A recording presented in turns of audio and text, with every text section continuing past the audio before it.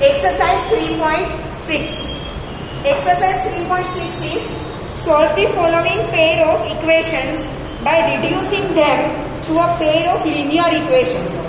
ठीक है, आगे हमने linear equations को solve किए हैं. पेयर ऑफ लीनियर इक्वेशंस मतलब कि दो लीनियर इक्वेशन एक साथ होंगे. पहले तो लीनियर इक्वेशन किसे बोलते हैं कि वेरिएबल की पावर कितनी होनी चाहिए, 1. ठीक है, और यहाँ पे हम लीनियर इक्वेशन यूज करेंगे विथ 2 वेरिएबल्स. चैप्टर का नाम ही है pair of linear equations in 2 variables. ठीक है, 2 वेरिएबल्स हमारे पास होंगे, दोनों की पावर 1 होगी तो वो क्या बनेगा, लीनियर इक्वेशन बनेगा.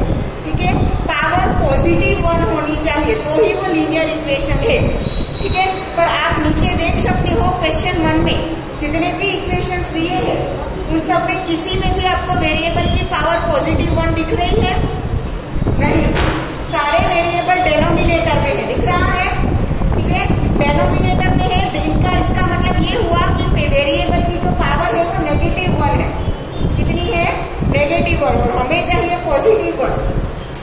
ठीक है, तो पहले हम इसे लीनियर इक्वेशन में रिड्यूस करेंगे, उसके बाद उसे सोल्व करेंगे. आया समझ में? ठीक है, स्टेप वाइज करते जाते हैं. देखो,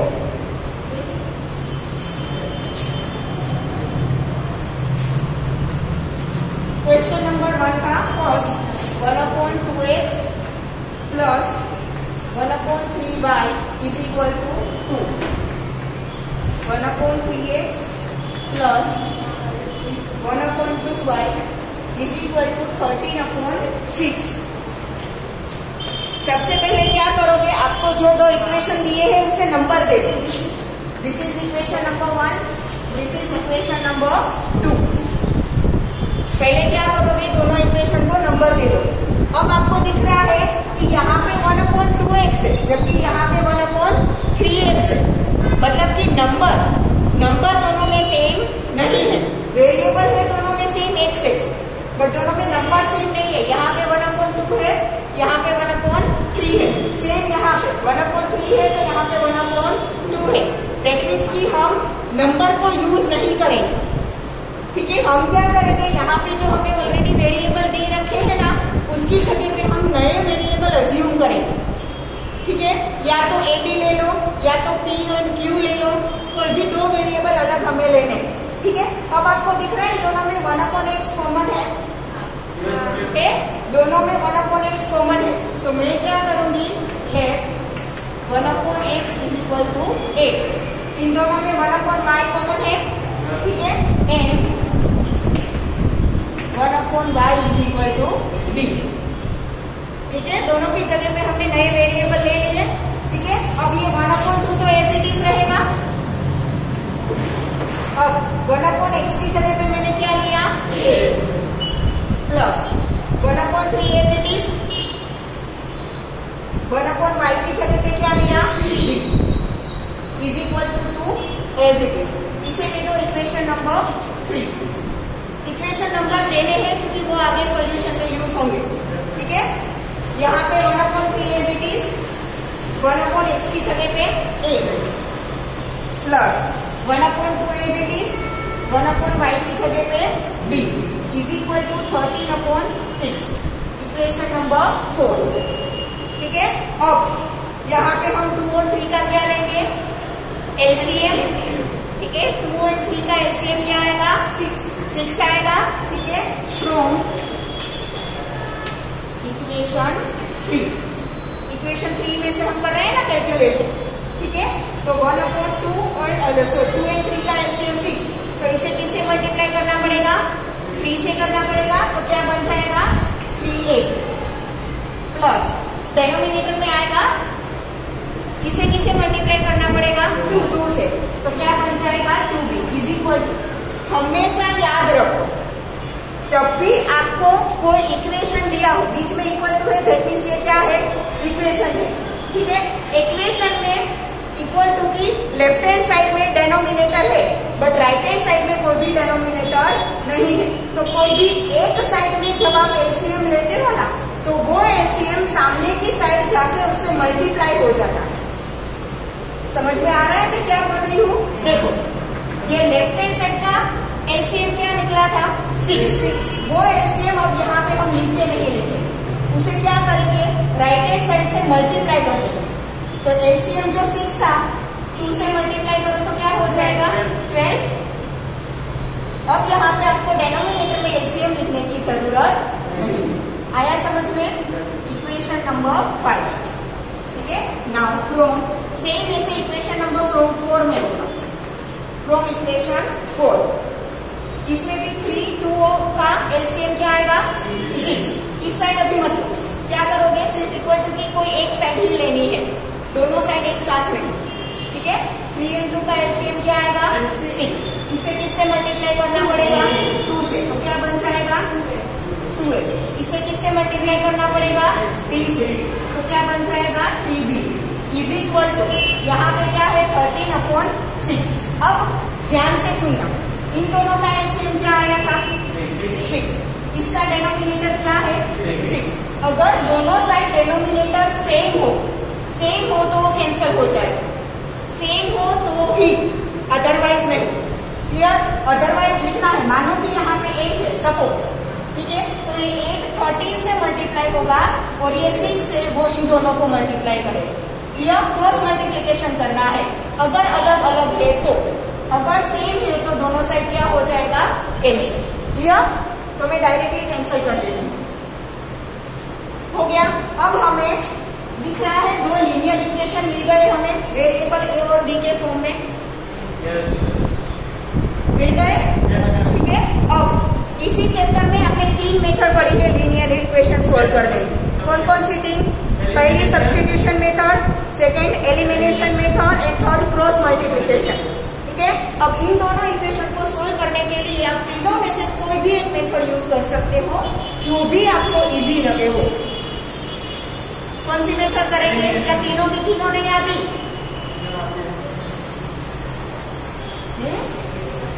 सबसे इजी है क्रॉस मल्टीप्लीकेशन। कौन सी है?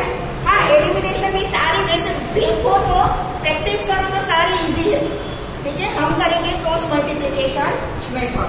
Solve equation 5 and 6 by cross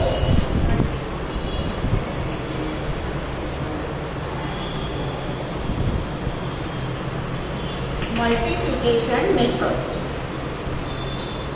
cross multiplication method में क्या करते हैं, पहले जो भी वेरिएबल कौन से हैं हमारे a and b, a denominator अभी खाली रखो, डेनोमिनेटर में जो आएगा वो मैं समझा दूंगी, is equal to b is equal to 1। पहले आपको ये लिख देना। ठीक है, अब a के डेनोमिनेटर में जो आपको लिखना है, a को छोड़ दो। a के डेनोमिनेटर में आपको नंबर्स लिखने हैं। वो नंबर्स कैसे लिखेंगे, सबसे पहले a वाले जो टर्म है दोनों इक्वेशन में उसे छोड़ दो। ठीक है, यहाँ पे b का कोएफिशिएंट क्या है 2, तो पहले लिखो 2। यहाँ पे b का कोएफिशिएंट क्या है 3, तो यहाँ पे लिखो 3। यहाँ पे इक्वल टू के सामने की साइड है ना, इक्वल टू की सामने की साइड वेल्यू कैसा है, पॉजिटिव या नेगेटिव, तो उसे लिखो नेगेटिव। अगर वो नेगेटिव होता तो पॉजिटिव लिखते, साइन चेंज करके लिखना है। क्लियर? 13 कैसा है, तो उसे लिखो नेगेटिव। क्लियर? अब b के डेनोमिनेटर में जो लिखना है उसके लिए b वाली टर्म को निकाल दो। a के कोएफिशिएंट्स क्या है दोनों में 3 and 2, तो पहले 3 and 2, इनकी साइन चेंज करके लेंगे, -12 and -13। अब 1 के डिनोमिनेटर लिखने के लिए ये जो दोनों कांस्टेंट टर्म थी उसे कैंसिल कर दो, तो a के कोएफिशिएंट्स क्या है 3 2 और b के 2 3। आ गया समझ में? a के डिनोमिनेटर में अगर आपको नंबर्स लिखने हैं तो a वाली टर्म निकालो, बाकी के कोएफिशिएंट्स और जो कांस्टेंट टर्म है उसे साइन चेंज करके लिखना है। क्लियर? b के डिनोमिनेटर में लिखने के लिए b वाली टर्म निकालो, a के कोएफिशिएंट्स और कांस्टेंट टर्म है उसे नेगेटिव साइन से। क्लियर? 1 के डिनोमिनेटर में लिखने के लिए कांस्टेंट टर्म को निकाल दो, a के कोएफिशिएंट्स 3 2, b के कोएफिशिएंट्स 2 3। क्लियर? ठीक है, अब करना है क्रॉस मल्टीप्लीकेशन। 2 का -13 के साथ 3 का 12 के साथ, वैसे ही यहाँ 3 को माइनस 13 के साथ, 2 को माइनस 12 के साथ, 3 का 3 के साथ, 2 का 2 के साथ। क्लियर? एक के डेनोमिनेटर में 14 2 जार 26 और 13 नेगेटिव है तो माइनस 26 आएगा।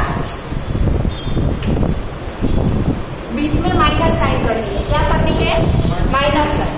फिर अगेन इंटू ब्रेक, 12 3 36, बट 12 कैसा है? नेगेटिव, तो क्या आएगा? माइनस 36। हमेशा याद रखो, क्रॉस मल्टीप्लीकेशन करो तब जो आपको दो नंबर, जो भी दो नंबर मिलते हैं, चाहे वो पॉजिटिव हो या नेगेटिव हो, बट दोनों के बीच में नेगेटिव साइन आनी चाहिए। क्लियर? चाहे ये दोनों नंबर यहाँ पे नेगेटिव मिल रहे हैं, शायद पॉजिटिव भी हो सकते हैं। ठीक है, जो भी नंबर मिले पर दोनों के बीच में कौन सी साइन आनी चाहिए? Always negative. क्लियर? ना बी का डेनोमिनेटर 39, 13 नेगेटिव है तो माइनस 39, बीच में नेगेटिव साइन। 12 2 24, 12 नेगेटिव है तो माइनस 24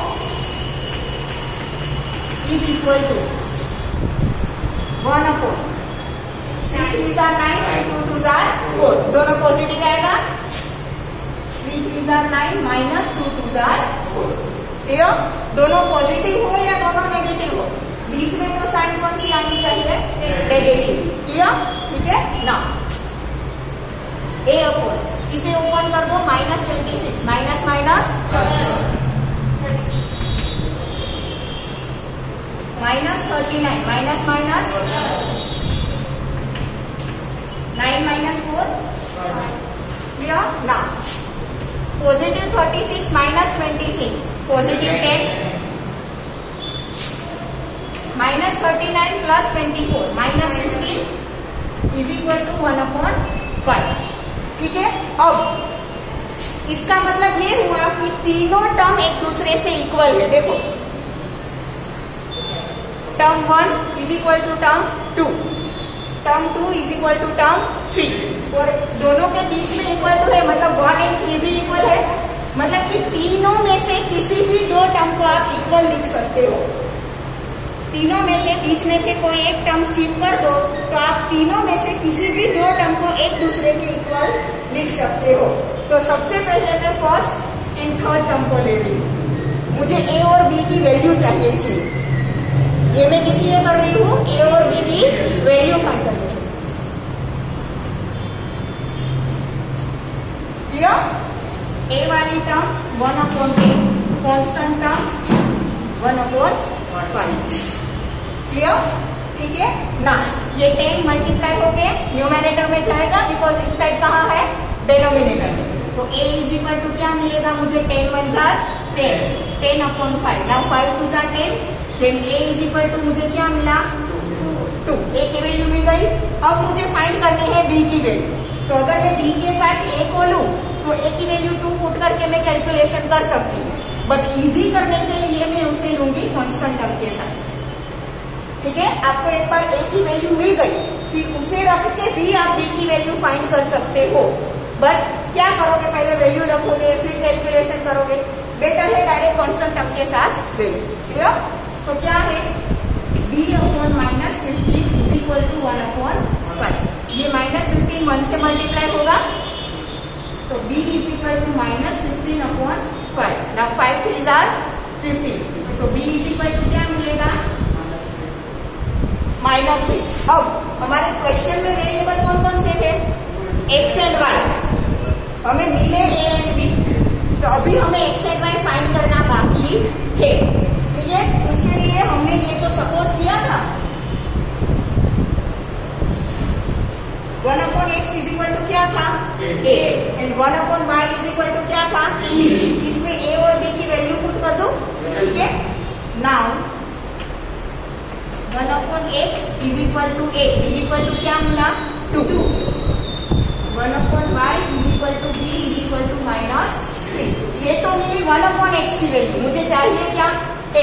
तो दोनों को उल्टा कर दूं तो x की वैल्यू मिल जाएगी। 1/x को उल्टा कर दूं तो x और 2 को उल्टा कर दूं तो मिल गया x, यहाँ पे सेम इसका y और इसका -1/। आया समझ में अब? क्लियर? Any doubt anyone? लिख लो फटाफट।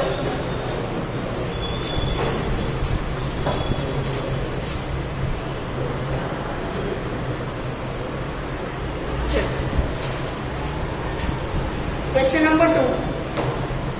Equation 1 is 2/√x plus 3/√y is equal to 2. Equation 2. 4/√x minus 9/√y is equal to -1. ठीक है? हमें लीनियर इक्वेशन के लिए वेरिएबल की पावर कितनी चाहिए? 1. जबकि यहाँ पे हमारे पास क्या है? -1/2. √x का मतलब क्या होता है पता है? √x का मतलब होता है x की पावर 1/2 और वो भी डेनोमिनेटर है।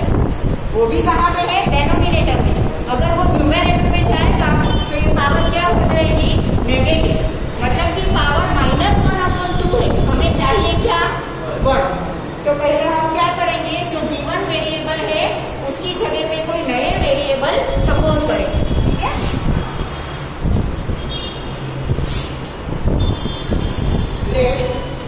दोनों में कॉमन क्या है? 1/√x। ठीक है? 1/√x is equal to p and दोनों में कॉमन क्या है? 1/√y। 1/√y is equal to q। आप वेरिएबल कोई भी ले सकते हो। हाँ, a b p q c d s r whatever। ठीक है ना? यहाँ पे 2 as it is 1/√x की जगह पे क्या लिखूंगी? p plus 3 as it is 1/√y की जगह पे क्या आएगा? q is equal to 2। Equation number 3। यहाँ पे 4 as it is 1/√x की जगह पे p plus minus 9 as it is 1/√y की जगह पे q is equal to -1। Equation number 4 हो गया लीनियर इक्वेशन। दो वेरिएबल p एंड q है, दोनों की पावर क्या है? 1। ठीक है? अब इसे सोल्व करना है। इन दोनों को हम सोल्व कैसे करेंगे? कोई भी एक मेथड। चलो एलिमिनेशन मेथड लेते हैं। ठीक है? आगे के क्वेश्चन में क्रॉस मल्टीप्लीकेशन की थी, इसमें एलिमिनेशन मेथड करते हैं। Solve equation 3 and 4 by elimination method।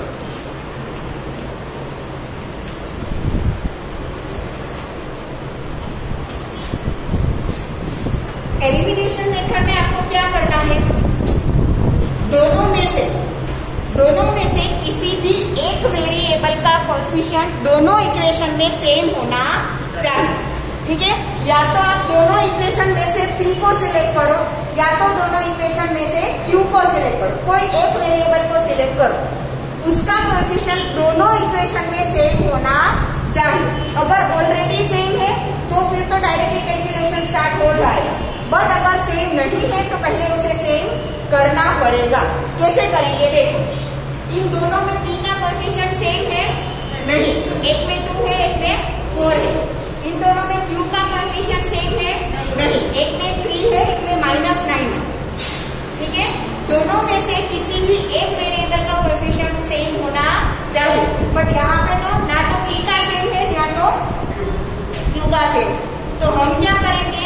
या तो p को सिलेक्ट करके उसका कोएफिशिएंट सेम करेंगे या तो q को सिलेक्ट करके उसका कोएफिशिएंट सेम करेंगे। समझ में आ रहा है? ठीक है? मैं q का सेम कर रही हूँ, आप p का भी कर सकते हो। मैं अभी किसका सेम कर रही हूँ? q का। ठीक है? तो यहाँ पे 9 है, इस 3 को मैं 3 से मल्टीप्लाई करूँ तो वो 9 हो जाएगा। 3 3s are 9। ठीक है? और मैं सिर्फ इस टर्म को मल्टीप्लाई नहीं कर सकती, मुझे पूरे इक्वेशन को मल्टीप्लाई करना पड़ेगा। ठीक है? मल्टीप्लाई इक्वेशन 3 with इक्वेशन 3 को मैं किससे मल्टीप्लाई करूंगी? 3 से। इक्वेशन 3 को 3 से मल्टीप्लाई करो। 3 × 2t + 3q = 2। ठीक है, तो 3 2 जार 6p प्लस 3 3 जार इज इक्वल टू 3 2 जार 6। क्लियर? ये नया इक्वेशन 3 हमें मिल गया। अब इक्वेशन 4 को उसके नीचे लिखो, क्या है 4p minus 9q is equal to -1, equation 4। ठीक है, अब आपको दिख रहा है दोनों में q का वेरिएबल q का कोएफिशिएंट सेम हो गया। ठीक है, अब दोनों का आपको प्लस करना है। ठीक है, यहाँ पे कोई साइन नहीं है, इसका मतलब प्लस, यहाँ पे तो नेगेटिव है दोनों में। अब 6 + 4 10p। ठीक है, प्लस और -9 cancel, here is equal to 6 - 1 5। तो p is equal to क्या मिला 5/10। यस और नो? ये 10 इस साइड डिनोमिनेटर में जाएगा ना, तो 5/10 मतलब 1/2 p की वैल्यू मिल गई। अब इस वैल्यू को हमें दोनों में से किसी भी एक इक्वेशन में पुट करना है, किसी भी एक में रख सकते हो। ठीक है, किसी भी एक इक्वेशन में रख के हमें q की वैल्यू फाइंड करनी है। ठीक है,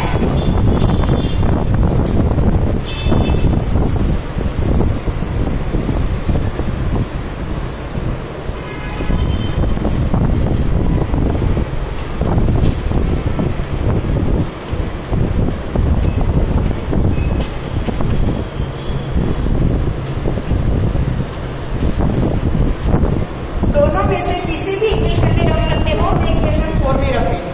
ठीक है, पहले इक्वेशन 4 क्या है बोलेंगे 4p minus 9q is equal to -1। और p की वैल्यू क्या मिली 1/2। 4 एज इट इज, p की जगह पे 1/2 -9 q इज इक्वल टू -1।